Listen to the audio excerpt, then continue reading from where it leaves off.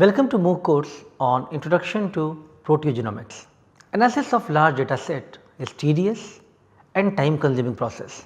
Data can be stored in large spaces available on the internet called cloud storage. Rather than using the local computers or clusters, data can be analyzed using cloud computing. In today's lecture, Dr. D. R. Mani will introduce you to the basic idea of cloud computing. This lecture will also provide you an idea of the workflows involved in automating data analysis and the processing steps. So, let us welcome Dr. Mani for his today's session.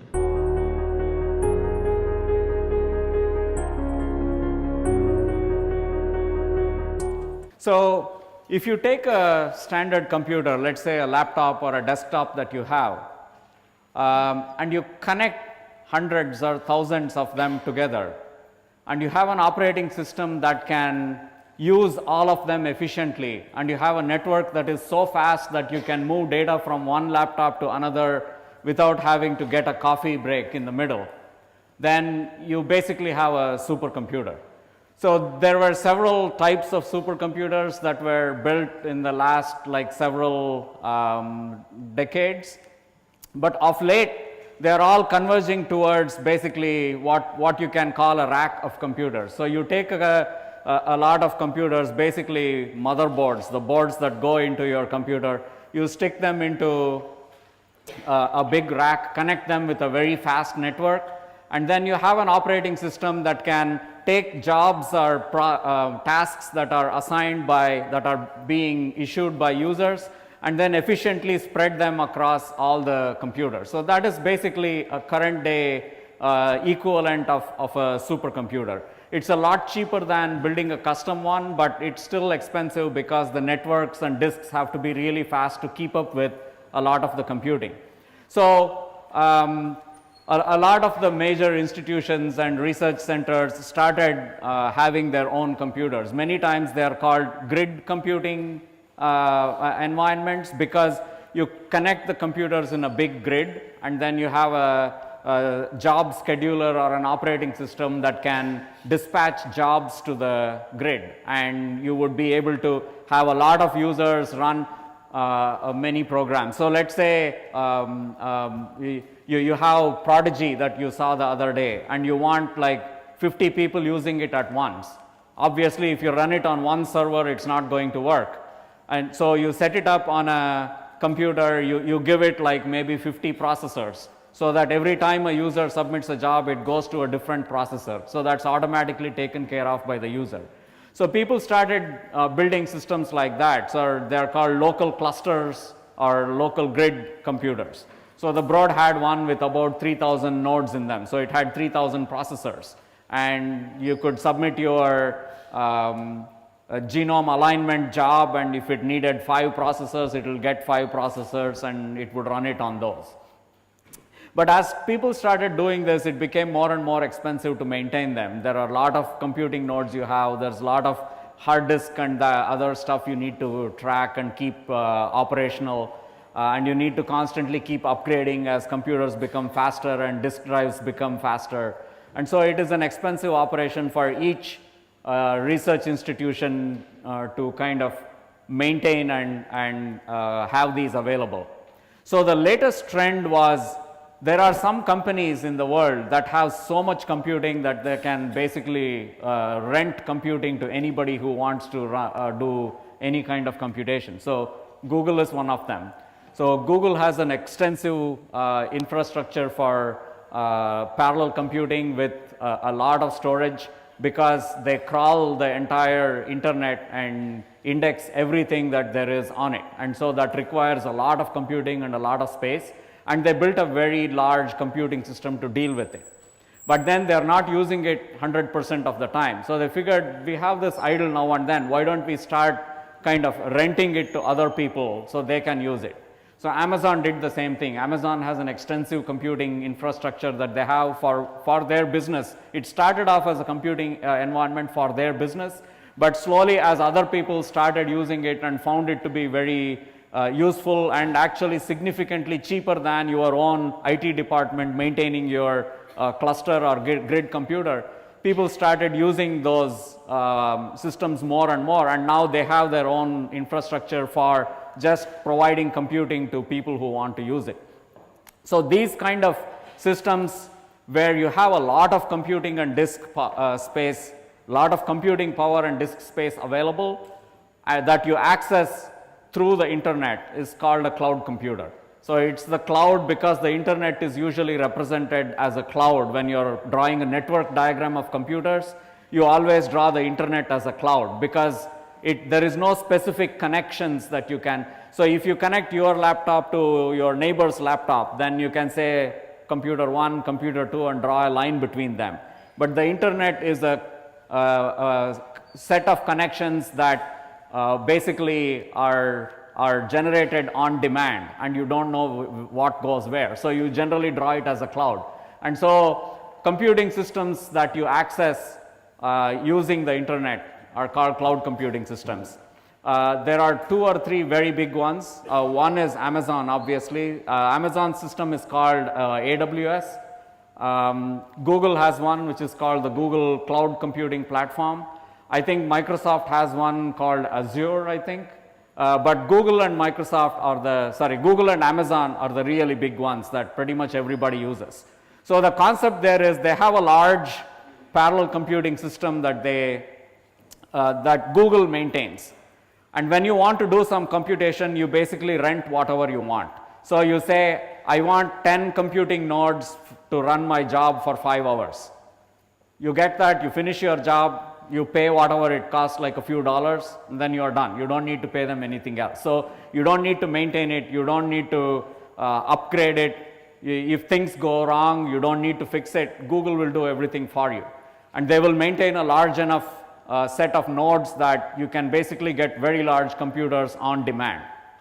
And so when these things started becoming available, a lot of kind of genomic, proteomic and proteogenomic computing started to move over to the cloud. So there is a big difference in kind of how you think about analysis now. So previously you had all your data on your laptop, people you wrote algorithms, you got the algorithms to your computer, so your data was fixed, you brought your algorithms to wherever the data was and you ran them. Now the algorithms are in the cloud, so you have to take your data to the cloud. So it's kind of a paradigm shift in the sense that you now kind of move your data to the cloud and then do the analysis there. So there is costs for storing data, there is cost for getting data out. The most expensive part of cloud computing is if you want to get data out of the cloud, because they want it to be there. So they can charge you for storage and they can charge you for computing. But if you take it out, then there is the cost of taking it out is many times more than actually doing the computation. But that's how they have set up the infrastructure. But the bottom line is you can now have algorithms that are deployed on the cloud. It could be what you have developed. Many times other people make their algorithms available. You take your data, you put it there, and then you analyze it and you get results. You download the results and then you can look at them. So that's kind of the basic 5-minute overview of what cloud computing is and how you use it. So some of the advantages here, other than the maintenance and cost I mentioned, is that a lot of these are set up to provide a lot of parallelism. So if you want like a machine learning algorithm that is very compute intensive, then you can recruit 100 or 200 or 1,000 nodes, do your runs very fast or however long it takes, and then release the nodes. So it's on demand, it's very flexible, and it provides a lot of kind of flexibility in terms of how you use computing and what algorithms you use. So what I'm going to go through here is at the Broad we have this platform called FireCloud. I'll go through what FireCloud is and how it's deployed on the Google Cloud. So the cloud computing platform that FireCloud is written on is the Google Cloud Computing Platform. So I'll kind of go through how it's done and how you can create pipelines for analyzing all kinds of data using FireCloud. And so when you use FireCloud, you're essentially using the Google Cloud Computing Platform. And I'll just, at the end of it, I'll spend a few minutes to show a kind of a demo where we have put a lot of the proteogenomics tools on FireCloud. I called it a demo and not a hands-on because as of now, the workspaces and the algorithms are not accessible to everyone. They will be soon, but right now they are kind of private because we are still developing, and the board wants to make sure we know what kind of license we are going to use and things like that before we make it public. But it should be available to the public very soon, and I'll just give you a demo. It's kind of a teaser for what you can do in the near future. I want to kind of acknowledge that the set of slides you see was created by people in Gady Getz's group at the Broad Institute. So he does a lot of genomic data analysis, and FireCloud, the primary use for FireCloud when it started was for genomic data analysis. So they created these slides and I am just modifying or adapting them for this presentation. So I want to kind of acknowledge that these are their slides. So first of all, when you're doing a lot of analysis, so you're going to write a paper that does a lot of proteogenomic analysis, for example, that uses proteomics, phosphoproteomics, whole genome, whole exome, RNA-seq, you're combining all that data, you're doing a lot of analysis. You can try to do it in Excel, but at the end of it, you will be so confused on what you did that you can't write the method section, and if you did, nobody can replicate it. So usually when you do large scale big projects like that which involve a lot of analysis with many different pieces, you generally write code. So you write a script that says, this is my initial data set, I did this filtering, and then I did this imputation, and then I did this test, and then I visualized it with a heat map or something like that. So there are many different like paths, analysis paths for different types of data. There's a lot of analysis you do, and one easy way to kind of document all of that is to write code. When you write code, what the algorithms are doing and what data processing you're doing is extremely clear. So you generally write code, and so here script basically means is code. In many different languages, when you have code that is interpreted and you write line by line, it's called a script. If you write a big chunk of code and then run it in a compiled language like Java or C, then it's called code. But if you write in R, you would call an R program a script. So when I say script, I mean like a program. So the advantage of writing something like that is that in the breast cancer project, for example, what happened was we did some set of analyses. People looked at all the results and said, oh, this data has to be pre-processed in a different way. What we did now is not quite right. And so you go and make a change. Now you have to rerun all the analysis you did because the basic data changed. So you have to repeatedly run your analysis many times, and also if you make it general enough, you can run it on other types of cancers too. Whatever analysis we did for the breast cancer, you could have done it for the other cancers also. So that is kind of the concept behind writing a script so that you can automate your processing. So if you have a script, all you need to specify what your inputs are, and then the whole thing will run and all the analysis will get done. So it helps you automate repetitive tasks, so you don't need to keep doing it. And if people do repetitive things, they generally tend to make mistakes because the brain is not tuned to repeating the same thing over and over again. You can increase reproducibility, and someone else can see what you did without having to kind of bug you and you trying to remember what was done. And so you can reduce human error, and you can reduce time spent on re-implementing. So suppose you have an analysis method that you have in a big pipeline. You can give it to someone else, and the ovarian cancer group can use your pipeline and do the same analysis on their data without having to rewrite everything again. So that's kind of the advantages of using automated scripts for data analysis. So there are a lot of ways to take a script and make it into a pipeline.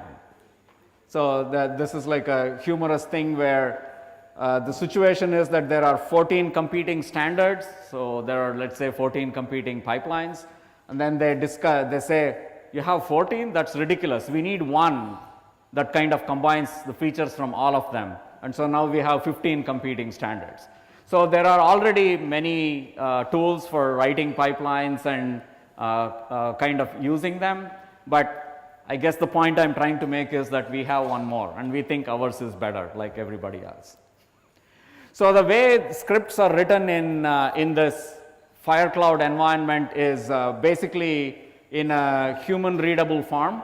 So many times there are environments where you can graphically write a script. So there will be a box for doing data filtering, there will be a box for doing data normalization. So you lay out all these boxes and then connect them with arrows, and that is your pipeline. So there are tools that do that. But the problem with those is if you want to rerun them with a different data set, for example, or you want to change your threshold from 5 to 3 like you did in your R program yesterday, you have to open the thing, you have to click it, you have to go to the right box and make the change. So it is not prone to higher levels of automation. Suppose you wanted to loop through 5 different thresholds like we did yesterday, then you would have to go to the user interface, make the changes 5 times and then rerun it. Wouldn't it be nice if you could just do that in yet another program that actually calls your pipeline? So in order to automate things like that, you want your pipeline to be defined in a way that is also automatable. And so here what we do is we use a language called WDL. It's pronounced WDL and it stands for Workflow Description Language. What that does is there is a definition of a workflow. So there are some input variables that you can give when you call the workflow. And then there are several tasks that the workflow executes. So it starts with task A, does whatever is needed for task A, and then goes on to task B. The nice thing about this is the output of task A can now become inputs for task B. So that's how you chain your things together. If you had a task C, the output of task A could go to task C and skip task B. In that case, you know that task A and B can be executed in parallel because they don't have any dependencies. So what the language does is it says, let me draw out my graph. If things are not dependent on the previous thing being run, I can run them in parallel. So if you have task A, B and C requires input which is the output of task A, then it's going to run A and B in parallel. And as soon as A is done, it will start C. It won't wait for B to stop. So it provides some kind of inherent parallelism to run things which are not dependent on each other separately. And so it speeds up your pipeline execution too.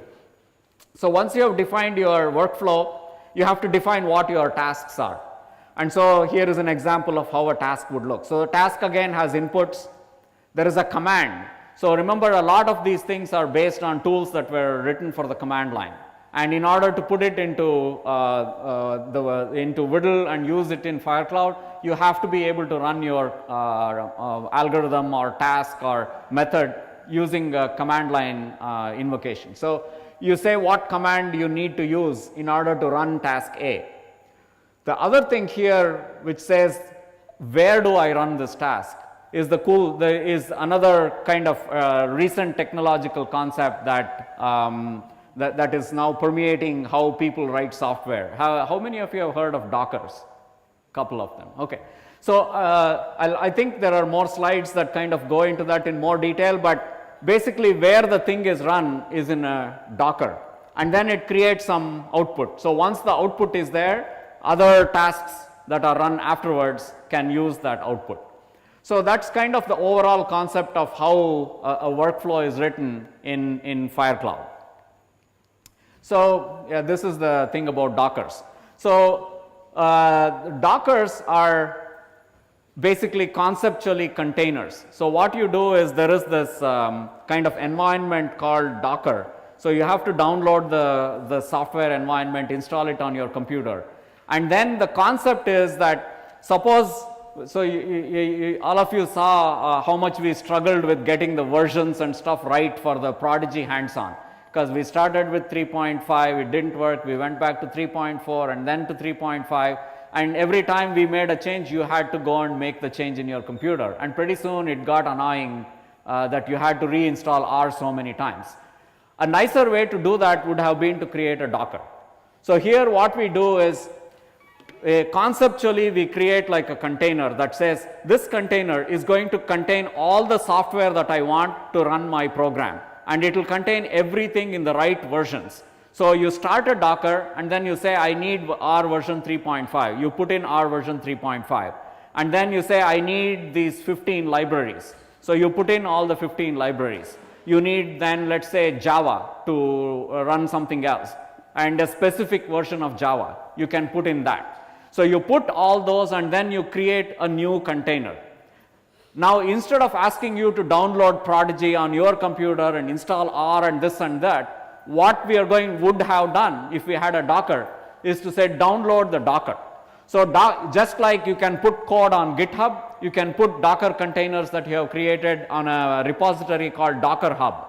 So what we would have done in the ideal case is create a container for Prodigy, put it on Docker Hub, and say everybody in the class go to Docker Hub and download this container. If you had done that, you wouldn't have to worry about versions. It will run on your computer because it has been set up to run the correct way. All you needed to do was download the Docker and give your data as input. So that is kind of the concept here. In a lot of the cloud computing frameworks, what people do is use Dockers to make it platform independent. So you have a Docker that runs on the Google Cloud. You can take the Docker and run it on Amazon Cloud, or you can take the Docker and run it on your laptop. It will run anywhere Docker containers can be executed, and that's most operating systems and computers. So what we are trying to show here is that there is a common operating system, and on the operating system you can create containers. So this one is for our proteogenomic data analysis container. This is for GATK to do genome analysis. This is for some other alignment and so forth. So you can create Dockers on a common kernel, and this kernel will be made available by the company or the institution that supports the Docker platform. So they will make a common kernel available. You can modify the kernel by adding stuff that is specific for your application, and then you create a container, and now that is your Docker for that application. And so in this workflow, what you are doing in the runtime is you take the command and you execute that command in a Docker that contains the algorithm that you have written.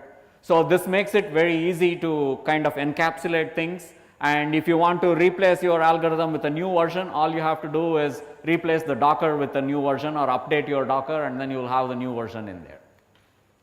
Any questions so far? Okay. Yeah. Can we go back at some point of time and add things to the same Docker, or does it freeze after we put No, the Dockers are you can make changes. But the good thing is when you make a change, you create a new version. And so, let's say you published your paper with version 1 of this Docker.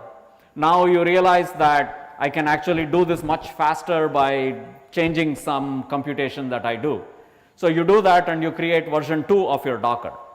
Now both versions can be kept around. You can say I'll keep my version 1 around just in case somebody who is looking at the paper wants to run what I did.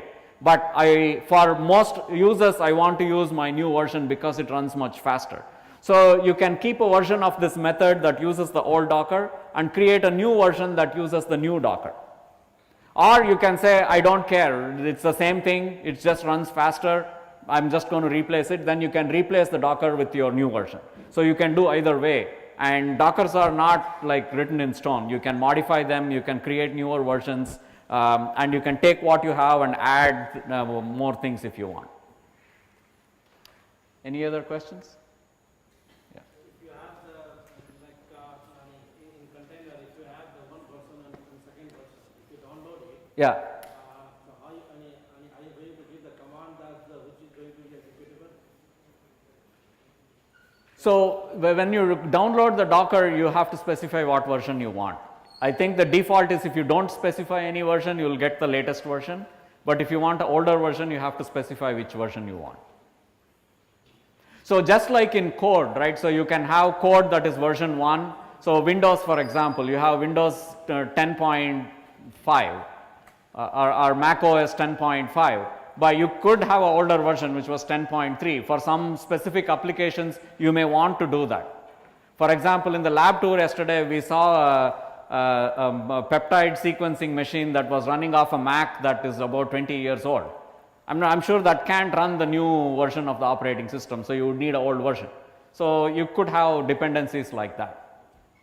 Did that answer your question? Or? Generally, in the new version, already you have the old version is in feed, okay, and then something extra is there. So there is no need to be. So in the Docker, if you just want to add something extra, you can add something extra, but it is still a new Docker because you modified the old one. So it will be considered a new version. So if you think the change was simple enough that you don't need the old version anymore, you can throw it away and just replace it with the new version.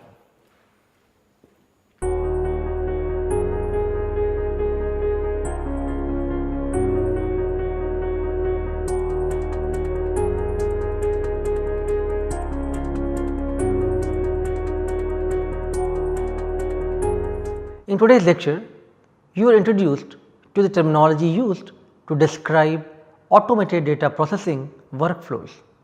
Key advantages of automated data processing involve reduction of error, time and cost. You are also introduced to the concept of Dockers, which contain all the relevant versions of softwares and files needed for data analysis. And lastly, you learnt about how the workflow definition language can be used to provide parallelism and faster speed in cloud computing. The next lecture will focus on FireCloud, a cloud computing platform from the Broad Institute of MIT and Harvard. Thank you.